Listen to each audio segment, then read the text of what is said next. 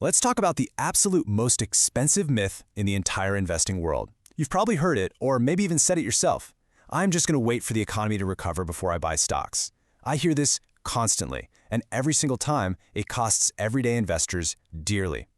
Because listen, by the time the economy officially recovers, when GDP is growing, unemployment is falling, and consumer confidence is back, the stock market has already surged 30, 40, sometimes even 50% from the absolute bottom. You've completely missed the boat. The reality is, the stock market is absolutely not the economy. It's more like a crystal ball. So in this explainer, we're unpacking the data to shatter this massive myth and uncover how professional-level diversification actually protects your wealth.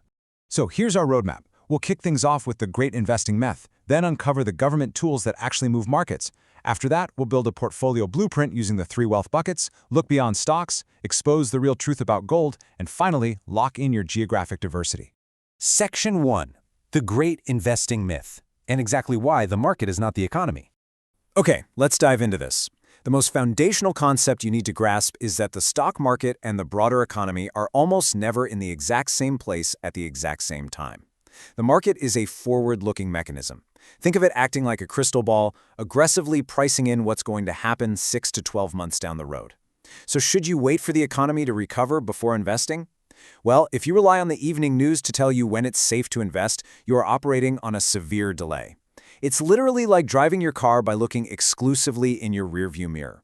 Human nature totally wants clear skies, but waiting for that all-clear signal is exactly what costs everyday investors everything during a downturn. Actually, scratch the idea of them moving together entirely. Think of this crucial visual analogy. The economy is a really long, heavy train. The stock market? That's the lead locomotive at the very front, pulling everything else forward. Trailing behind it are the heavy carriages, things like GDP growth, employment data, and corporate earnings reports. The locomotive is always going to move first. By the time those heavy economic carriages catch up to where the locomotive was, well, the locomotive is already miles ahead down the track. And look, this isn't just theory. This is historical fact. To put this into perspective, let's look at the Great Recession. The S&P 500 hit its devastating bear market bottom in March of 2009, but the U.S. economy? It didn't officially exit the recession until June of 2009. That's 3 full months later. If you had waited for the economists to confirm the recession was over in June, the market was already up a staggering 30%. The market priced in the recovery way before the data actually proved it. Section 2. Government Tools and Markets. Let's see what really moves the needle. So, if the market is always looking ahead, what exactly is it looking at? Well, it's watching the massive macroeconomic levers pulled by governments and central banks. These levers can honestly either destroy an unprotected portfolio or they can provide absolute rocket fuel for growth. When central banks announce interest rate cuts, borrowing becomes cheaper. Companies invest, consumers spend, and boom, stocks typically rise. On the flip side, interest rate hikes make borrowing expensive, deliberately slowing growth, which causes stocks to fall as money shifts over to safer yields. Then we have quantitative easing, or QE. This is literally injecting new cash directly into the financial system. It is pure rocket fuel for markets, basically forcing investors into equities. And finally, quantitative tightening, or QT, which drains that liquidity right back out, putting heavy downward pressure on the markets. These tools basically dictate the entire flow of global money. Because of all these mechanics, there is a specific moment you absolutely must watch for: the pivot. The very second a central bank signals a shift away from aggressive rate hikes and just hints at rate cuts, the market reacts violently upward.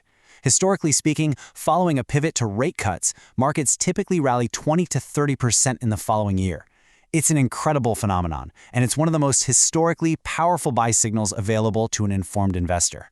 Section 3. The 3 wealth buckets. This is your portfolio blueprint.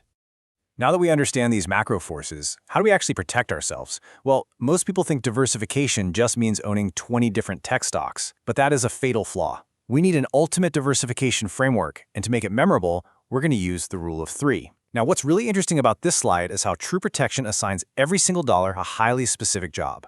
Bucket 1 is your cash, your opportunity fund. Bucket 2 is passive income, designed to generate consistent cash flow regardless of what the market is doing. And bucket 3 is capital gains, which acts as the massive long-term growth engine of your wealth. Let's focus on that first bucket for just a second. Holding 20 to 30% of your portfolio in cash during periods of really high market optimism, Yeah, it might make you look a bit foolish while everyone else is fully invested making gains. But holding this percentage is actually like holding a loaded weapon. When the market inevitably corrects and there's blood in the streets, you are the one with the ammunition ready to buy highly discounted assets, all while everyone else is just panicking. Section 4. Beyond the stock market. Let's dig into true asset class diversification. Now, we obviously can't stop at just cash and stocks. True protection comes from expanding your blueprint into entirely different asset classes that react totally differently to those macroeconomic levers we discussed earlier. The most classic comparison is stocks versus bonds. Stocks offer the volatile, fast growth your capital gains bucket desperately needs. Bonds, on the other hand, are essentially loans you make to governments or corporations. They are your stability anchor. Because bond prices generally move inversely to interest rates, money flows into them during economic panics, providing the necessary ballast to keep your overall portfolio from sinking. Next up for your passive income bucket, we have REITs, or real estate investment trusts. These are companies that own commercial real estate. Think hospitals, data centers, giant shopping malls. The absolute magic of a REIT is that they are legally required to distribute at least 90% of their taxable income right back to you as dividends. They are incredible passive income machines. They frequently offer 5 to 10% annual yields, giving you all the massive benefits of real estate without ever having to fix a leaky roof, unclog a toilet at 2 a.m., or chase down a late tenant. All right, Section 5, the truth about gold, where we are busting the ultimate safe haven myth. We've covered stocks, bonds, and real estate. Now we really have to address the elephant in the room and bust a widely held and frankly pretty dangerous myth regarding the ultimate so-called safe haven. And this brilliantly illustrates the shocking reality found in gold's history. See, gold peaked in 1980 at around $800 an ounce, and then it spent nearly 20 years going absolutely nowhere. Zero. It only returned to its 1980 price around the year 2000. If you bought gold at that peak thinking it was perfectly safe, you literally waited 2 full decades just to break even, all while the stock market was skyrocketing during that exact same period.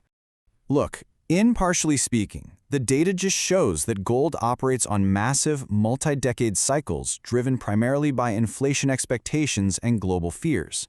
It is not some magical, consistent safe haven. If you do choose to hold it, it should never exceed 5 to 10% of your overall portfolio. You really must view it purely as extreme insurance against hyperinflation or a complete currency collapse, but never ever as a primary growth investment. Section 6. True geographic diversification. It's time to break the home bias. Finally, we arrive at the very last piece of our ultimate diversification blueprint. We've diversified our buckets and our asset classes. Now, we absolutely must break the home bias trap. That's the psychological trap where investors only buy companies from their own country just because it feels familiar and safe. When you step outside your borders, you generally encounter 2 main categories. You've got developed markets, like the US, Singapore, or Germany, which offer lower risk and immense stability, but generally lower growth. Then you have emerging markets, like Vietnam or India. These carry higher risk and volatility, but they offer explosive potential returns. By carefully balancing these 2 regional types, you protect your wealth from an isolated political crisis or a localized currency crash happening in any single nation. 3. That is the absolute minimum number of different countries you must hold in your portfolio to consider yourself truly geographically diversified. If all your money is tied up in the economy of just one single nation, you are carrying a massive, completely uncompensated risk. So the crucial point is this. Your portfolio has no borders. A portfolio that is globally diversified across multiple asset classes and geographies is incredibly resilient. It can survive almost any single market event, political disaster, or sector implosion. You basically stop being a victim of local news and you start participating in global wealth creation. All right, let's quickly lock in what we've learned in this explainer today with a quick recap. First, the stock market is the locomotive. It leads the economy by 6 to 12 months. Don't wait for the all clear. Second, you must assign every single dollar a job using the 3-bucket wealth system: cash, passive income, and capital gains. And third, true diversification is 3-dimensional. It absolutely has to span across different asset classes, diverse sectors, and multiple countries. I'm going to leave you with this final, provocative thought. I want you to open up your brokerage account today and take a hard, honest look. Count them up. How many distinct asset classes do you actually own? How many different countries is your money actively working in? What is your portfolio's true diversification score? Because if you find that all your eggs are sitting in one very familiar basket, it might just be time to start building a portfolio that can actually weather the storm. Keep learning, keep diversifying, and I'll see you in the next explainer.